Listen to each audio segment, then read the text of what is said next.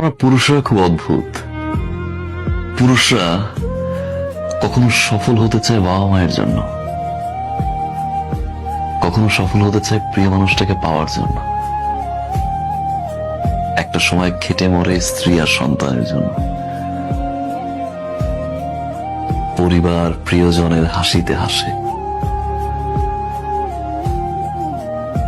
তাদের দুঃখে আবার কাঁদে।